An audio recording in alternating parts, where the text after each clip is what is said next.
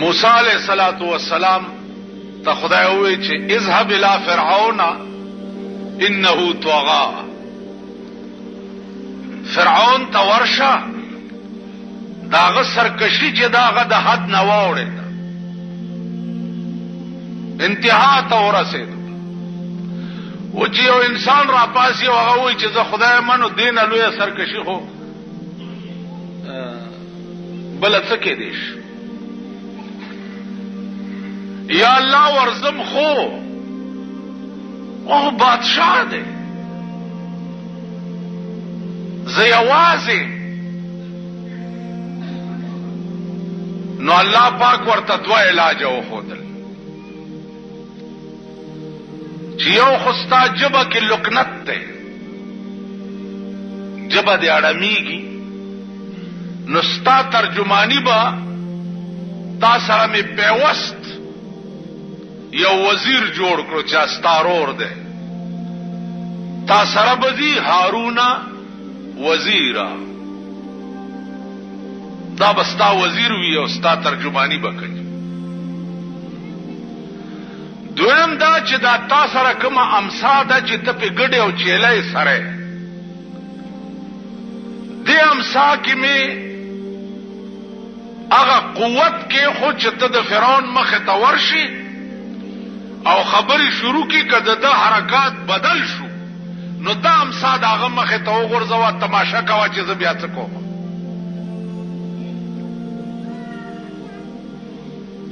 عزیزانو ګران کا یو دیو یو ورور څوک یارو مددگار نشته او د داسې بادشاہ مخې ته ورځي چې هغه د خدایي دعوه کړې ده او ټول مخلوق وایي چې دا خدای دی، دنیا یې مرګرې ده. دام زړه وکنه او دام جګره وه چې د بادشاہ دربار ته ورځي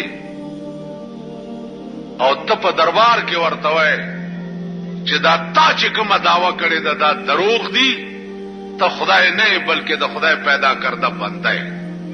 بادشاہ دربار مونږه دلې خدای راستی که بابو ته وویلې شو په یوازې ځان. موسی علیہ الصلوۃ والسلام فرعون ته ورځه او بادشاہ ته وایا چې دا ته څه وې دا غلط دي. هغه ورته ویل چې ولی زه خدایم ته خدای نه اول راویلی سی خو چې راویلی سی قرآن کې الله وی واوحینا الی موسی ان الق عصاک فاذا هي ثعبان مبین. ما موسی ته وحی وکړه چې د امسا دې وغورځوه د فرعون د مخې ته، چې د امسا یې د هغه د مخې ته وغورځوله یو لویه اژدها ترې جوړه شوه. دومره لویه اژدها ترې جوړه شوه علما لیکي چې لاندینۍ شونډه په ځمکه پرته وه او پاسنۍ شونډه د فرعون په محل پرته وه، دومره یې دا خوله واضح شوې. فرعون چې وکته دا چې دا څه بلا لرګینه څه بلا جوړه شو منډې کړې چې کور ته لاړو. علماء مفسرین وایي چې په دغه یو ورځ باندې فرعون 400 کرتې په دستونو تللی د یری 400 کرتې. عزیزانو دې ته معجزه وایي. بیا دغه لرګی دی چې موسی علیہ السلام ورته لاس کو نو بیا امسا شوه.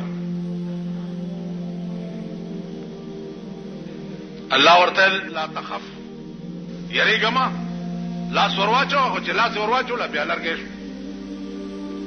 دغه امسا ورسره وه.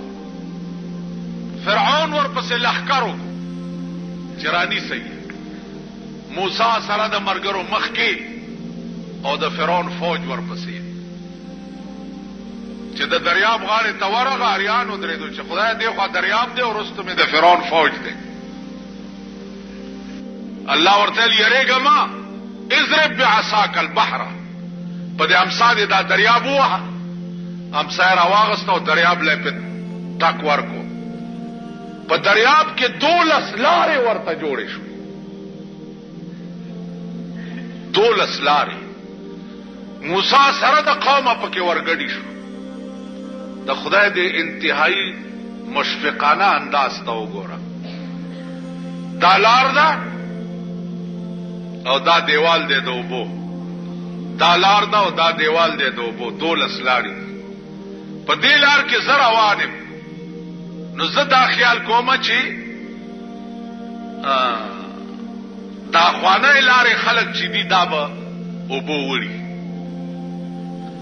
نو علامه ابن خلدون لیکي چې په دې د اوبو په دې دیوال کې کړکۍ وشوي. نو دوی به په لار کې روانو او یو بل ته به قتل هم. قدرت د دوی دړنه هغه خوف هم لري چې هغه زمانه اخوا خلکي چرته وړي نه.